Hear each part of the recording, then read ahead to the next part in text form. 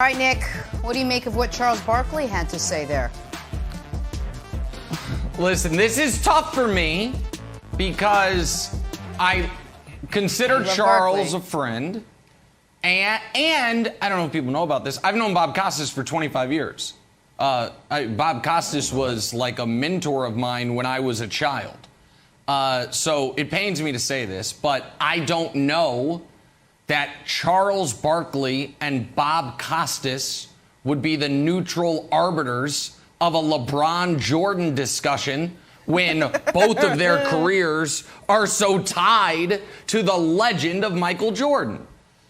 And so I think that there has to, be a neutral third party, and I think I fit that bill perfectly. So I would ask the question this. Perfectly. Wait, what would... perfectly. Like a glove. What would... Like a glove, buddy. ...people have asked LeBron to do? I'm just curious. Would they have liked LeBron to just stick it out in Cleveland? Because this wasn't a Durant, Oklahoma City situation where you have Russ and you had James Harden before they traded him away and Serge Ibaka. LeBron spent 7 years in Cleveland the first time around. The best teammate he had initially was Ricky Davis. It then was Zydrunas Ilgauskas. It then was Larry Hughes. And it culminated with Mo Williams. That Cavs team was so well-rounded and so well-built that the moment LeBron left, the next 4 years, they averaged 24 wins. His final 2 years, they averaged 64 wins. So it's not an exaggeration to say he was carrying you to, 40 wins a year by himself. So this is not a situation where a guy, and I can't think of a good example, but let me try to pick one out. Charles Barkley, who was drafted to a stacked team with a bunch of Hall of Famers and couldn't win, and then was like, no, I need to go to a different stacked team, the Suns, and then couldn't win there. And then, no, let me go to a different stacked team, the Rockets, and couldn't win there. Right. That's not the situation. Situation is, it was a Kevin Garnett situation.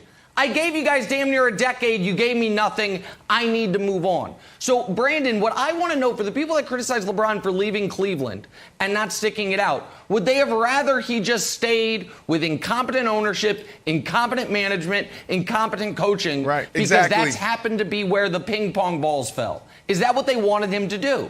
Listen, Nick, you know what it is, man. We don't like the new school. We don't like what's new. We are stuck in our ways, and when someone disrupts that or someone's innovative, we want to talk about them. Look, you're right.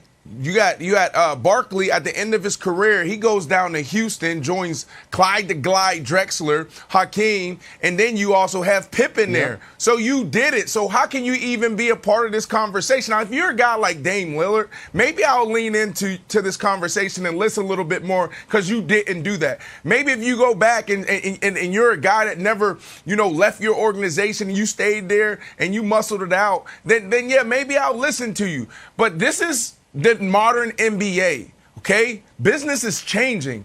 These guys aren't sitting around anymore saying, you know what, I'm going to leave my career, my legacy in some old crusty guy's hands, some general manager, some owner. No, they're not doing that anymore. These guys understand the business around the NBA. If you're not going to put me in position, if you're not going to give me everything I need every single day to win, then I'm out of here. You like it or not, that is what the modern athlete is thinking. So for LeBron James to leave Cleveland and then go to Miami and team up with Wade and Bosh, you want to knock him for that? Think about this too. Chris Bosh, I love Chris Bosh, Hall of Famer. But Chris Bosh, he's not Kevin Durant. Chris Bosh, he wasn't Kobe Bryant. We're talking about Chris Bosh. Right. Now, Dwayne Wade, you can honestly say that's my guy, my brother.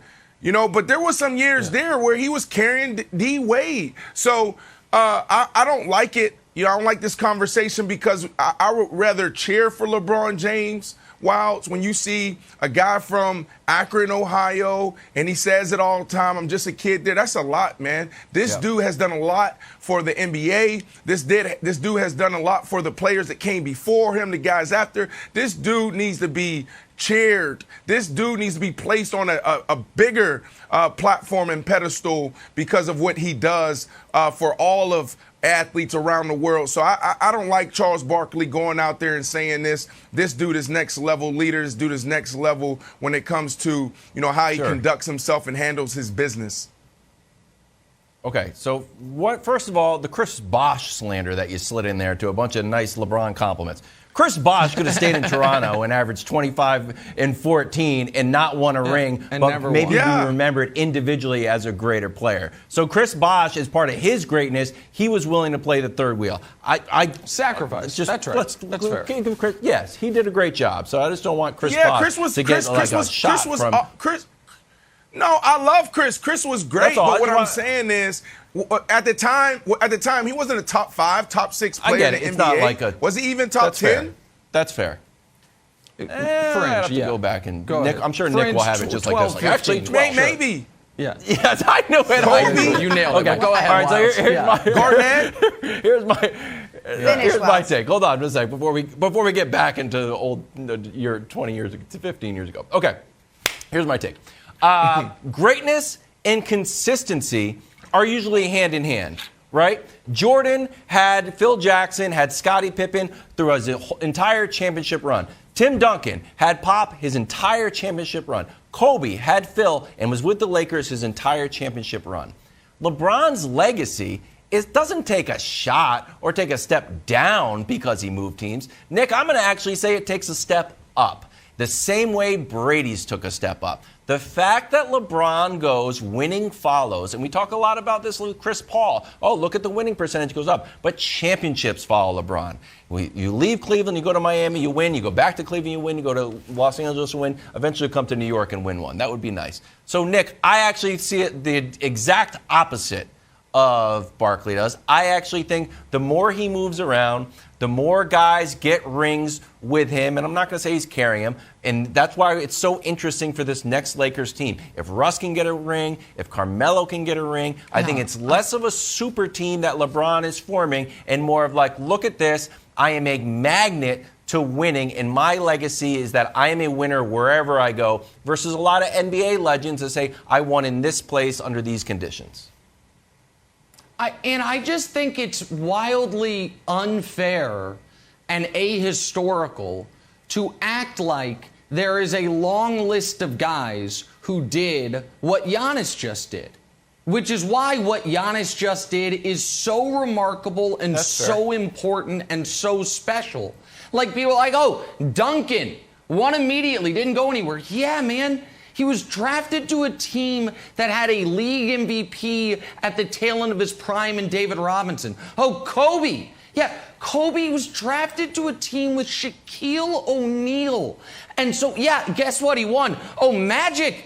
Magic was drafted to a team with Kareem, a guy who knows, by the way, exactly what that feels like is Charles Barkley, who was drafted to a team with a league MVP in Dr. J, a league MVP in Moses Malone, an all-time great player in Andrew Toney, a Hall of Famer in Mo Cheeks, who had won the title 2 years prior, and guess what? It was all good in Philly. Chuck was awesome. They make the conference finals his rookie year.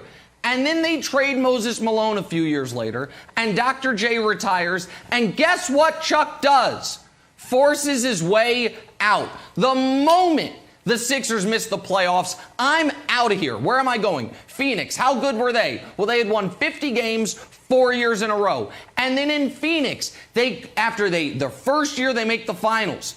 You know who starts beating them in the playoffs back-to-back years in brutal 7-game series? The Rockets. And go Google the New York Times story the day Chuck went to the Rockets. He says, I forced my way to Houston because he couldn't win there through some fault of his own, but mostly no fault of his own. And then couldn't win in Houston, came close 1 year, his first year, and then he retires 3 years later. Like, Charles should understand as much as anybody that sometimes things are beyond your control and you need to try to find a better spot. And Brandon, you mentioned Dame. I would like to see Dame at some point have a chance to win a title. Dame has done his part. Right, exactly. Does anybody think that the right path for Dame is you were drafted to Portland, you got to stay there forever? Now, I'm not saying guys, like there's an extreme to this. I don't like that people are already like, well, Zion should be on the move. He's been there 2 years.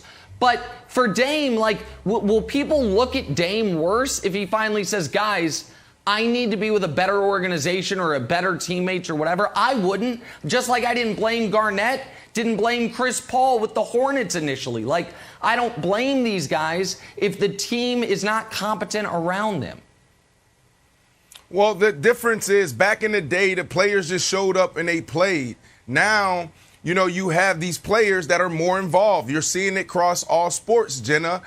It takes everybody and takes all levels. You have ownership, you have the general manager, so you have management, you have coaches, and you have players. Now we're seeing like the LeBron Jameses of the world, the Kevin Durant's of the world actually work at all three levels. You know, maybe not the ownership, but you got the management, you got head coach, and some of these guys got the owner's ear. So that is the difference. Back in the day, they didn't. So Charles he doesn't understand, and none of these old guys understand that players now can easily walk in a general manager's office and say, I want that guy, and it gets done. Thanks for watching. Subscribe here to get the latest from the show. Also, be sure to check out more of the best clips from First Things First, or go watch a few segments from our other shows on FS1.